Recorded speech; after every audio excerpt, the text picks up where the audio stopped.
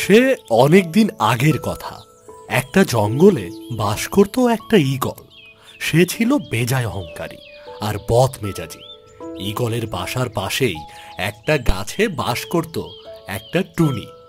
একদিন ঈগল টুনিকে বলল, আজকাল আমার শিকারে যেতে একদম ইচ্ছে হয় না রে টুনি, কি করতে পারি বল তো। আমি কি বলবো বলো ঈগল ভাইয়া, আমি তো আর শিকার করে খাই না, আমি তো দানা জাতীয় খাবার খাই। তার মানে তুই আমাকে সাহায্য করবি না? এ কেমন কথা বলছো?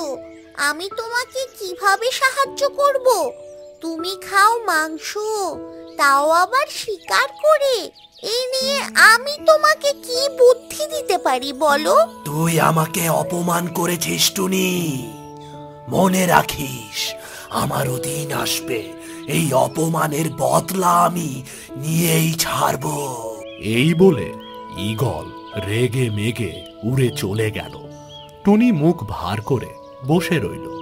ঠিক তখন পায়রা এসে ডাক দিল টুনিকে। পায়রা টুনির খুব কাছের বন্ধু। কি গো টুনি, আজকে খাবারের সন্ধানে যাবে না? কিভাবে আর যাব বলো পায়রা, সকাল সকাল মাথাটা খারাপ হয়ে গেল। কেন, মাথা খারাপ করার আবার কি হলো? আর বলো না, এই বদমেজাজি ঈগলের কারণে আমার তো টিকে থাকাই কষ্টকর হয়ে গেছে। কেন, আজকে আবার কি করেছে ঈগল? তার নাকি শিকার করতে যেতে ইচ্ছা করে না, তাই আমার কাছে বুদ্ধি চাইতে এসেছিল। বলো তো, আমি তাকে কিভাবে বুদ্ধি দেব? আমি কি শিকার করে খাই? মন খারাপ করো না, ঈগল এরকমই, বেজায় বদমেজাজি আর একরোখা। চলো বাইরে যাই, খাবার তো আনতে হবে নাকি? হ্যাঁ, খাবার ছাড়া তো চলবে না, চলো বাইরে যাই। এই বলে দুজনে উঠতে উঠতে জঙ্গলের গভীরে চলে গেল। এদিকে টুনির প্রতি বেজায় রাগ করেছে ঈগল। টুনিকে কিভাবে শায়েস্তা করা যায় সেই কথাই সে ভাবছিল। ঠিক তখনই কাক এসে হাজির হলো ঈগলের বাসায়। কি গো ঈগল, এরকম রাগী মুখ করে বসে আছো কেন? কি হয়েছে? আর বলো না, ওই টুনিটা বড্ড বার বেড়েছে, ওকে একটু শায়েস্তা না করলে আর হচ্ছে না। তা যা বলেছ, ওইটুকু পাখি, তার আবার এত দেমাগ, মন চায় এই বন থেকেই বের করে দেই। এখন একটু বলো তো, ওকে কিভাবে জব্দ করা যায়? আমার মাথায় খুব সুন্দর একটা বুদ্ধি এসেছে। টুনিকে ঠিক মতো জব্দ করা যাবে যদি এই বুদ্ধি ঠিক মতো কাজে লাগে। দেরি করছো কেন? বলো তো দেখি, শুনি কি তোমার বুদ্ধি। শোনো, আমি যে গাছে থাকি সেই গাছের পাতা যদি টুনির খাবারের সাথে মিশিয়ে দাও, তাহলে টুনির লেজের সমস্ত পালক উঠে যাবে, আর এতে টুনি বেশ জব্দ হবে। বাহ, বেশ এক বুদ্ধি বের করেছো কাক। আমি কালকেই তোমার বুদ্ধি মতো কাজ করব। দেখি এবার কিভাবে রেহাই পায় ওই ছোট্ট টুনি। কাক তখন খুশি মনে উড়ে চলে গেল। কাকের বুদ্ধি শুনে ঈগলেরও বেশ খুশি খুশি লাগছিল।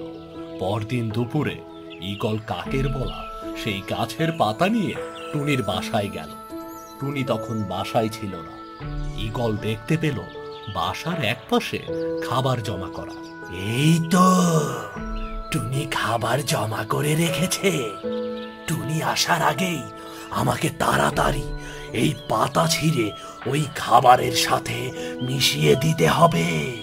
যেমন বলা তেমন কাজ। ঈগল তাড়াতাড়ি পাতাগুলো ছিঁড়ে টুনির জমানো খাবারের সাথে মিশিয়ে দিল। এরপর উড়ে চলে গেল। বিকেল বেলা পায়রাকে সাথে নিয়ে বাসায় চলে আসলো টুনি। এরপর টুনি পায়রাকে বলল, পায়রা, তুমি তাহলে এখন বাড়ি যাও, আমিও খাবারগুলো খাই। হ্যাঁ, রাত হয়ে গেছে, আমিও বাসার দিকে যাই। এই বলে পায়রা চলে গেল। টুনি তখন তার জমানো খাবার খেয়ে শুয়ে পড়ল। পরদিন খুব সকালে কাক এসে হাজির হলো ঈগলের বাড়িতে। কি গো, আমার বুদ্ধি অনুযায়ী করতে পেরেছো কাজ? একদম, তুমি যেভাবে বলেছ সেইভাবে কাজ হয়েছে। দেখো না কি হয়। একটু পর না হয় আমরা টুনির অবস্থা দেখতে যাব ক্ষণ। হ্যাঁ, তবে তাড়াতাড়ি যাব না, তাতে টুনি সন্দেহ করতে পারে। তাহলে তুমি চিন্তা করছো কেন? আমরা বিকেলে ধীরে সুস্থে টুনির অবস্থা দেখতে যাব। হ্যাঁ, সেটাই ভালো হবে। এদিকে সকালবেলা উঠে টুনি বেজায় কান্নাকাটি শুরু করে দিয়েছে। সকালবেলা সে দেখে তার লেজ নেই। কিভাবে কি হয়েছে সে কিছুই বুঝতে পারল না। হায় হায়, এ আমার কি হলো? আমার সাধের লেজটি কোথায় চলে গেল? কার কুনজর পড়েছে আমার লেজের দিকে? লেজের সব কোটি পালক খসে পড়েছে। হায় হায়। টুনি চিৎকার করে কাঁদছে। তখন দূর দিয়ে যাচ্ছিল পায়রা। সে টুনির চিৎকার শুনে ছুটে আসে। কি গো টুনি, তুমি সকাল সকাল হঠাৎ কান্না জুড়ে দিলে কেন? আমার সর্বনাশ হয়ে গেছে পায়রা। সকাল থেকে আমার লেজটি দেখতে পাচ্ছি না। জানি না কি হয়ে গেছে, আমার লেজের সমস্ত পালক খসে পড়েছে। এ কিভাবে সম্ভব? কালকে পর্যন্ত তো ভালোই ছিল। আমি কিছুই বুঝতে পারছি না পায়রা, কি এমন হলো? ঠিক তখন পায়রার চোখ পড়ল টুনির বাসার ঠিক নিচে। সেখানে কিছু ছেঁড়া পাতা রয়েছে। সেই ছেঁড়া পাতা দেখে চমকে উঠে পায়রা টুনিকে বলে উঠল, আমার আর কিছুই বুঝতে বাকি নেই টুনি। তুমি কিছু বুঝতে পারছো না? কই না তো, তুমি কিসের কথা বলছো? ওই দেখো, তোমার বাসার নিচে কিছু ছেঁড়া পাতা। এই পাতা খেলে শরীরের পালক উঠে যায়। তোমাকে কেউ হয়তো এই পাতা খাইয়েছে। কে খাওয়াতে পারে তা নিশ্চয়ই বুঝতে পারছো। আমি সব বুঝতে পারছি, সব ওই ঈগলের কাজ। কিন্তু এখন ওই ঈগলের বিরুদ্ধে কিভাবে লড়বো? ও তো অনেক শক্তিশালী। শোনো, শক্তিশালীর সাথে শক্তিতে না পারা গেলে তখন বুদ্ধিতে কাবু করতে হবে। আমি তোমাকে একটা বুদ্ধি দিচ্ছি, শোনো। পায়রা এবার টুনির কানে কানে একটা বুদ্ধি বলে দিল। আর তারপর আর দেরি না করে বাড়ির দিকে চলে গেল। বিকেল বেলা ছুটতে ছুটতে আসলো ঈগল আর কাক। টুনি তখন বাসায় বসে আছে। টুনির বাসায় খাবারের স্তূপ করে রাখা। কি গো টুনি, শুনেছি তোমার নাকি লেজ উঠে গেছে। ঠিকই হয়েছে, এইটুকু পাখি তার আবার এত দেমাক। লেজের পালক উঠে গেছে, বেশ হয়েছে। আমিও তো তাই বলি, লেজের পালক উঠে গেছে, বেশ হয়েছে। মানে তুমিও বলছো বেশ হয়েছে? বলবো না তো কি। দেখো, ওই লেজের পালকের বিনিময়ে কত খাবার পেয়েছি। পায়রা বলেছে এক ধরনের গাছের পাতা খেলে এমন খাবার পাওয়া যায়। আমি আগে জানলে গাছ শুদ্ধ পাতা খেয়ে ফেলতাম। কি বলছো এসব? বিশ্বাস না হলে আমার বাসায় তাকিয়ে দেখো, খাবারের কত বড় স্তূপ।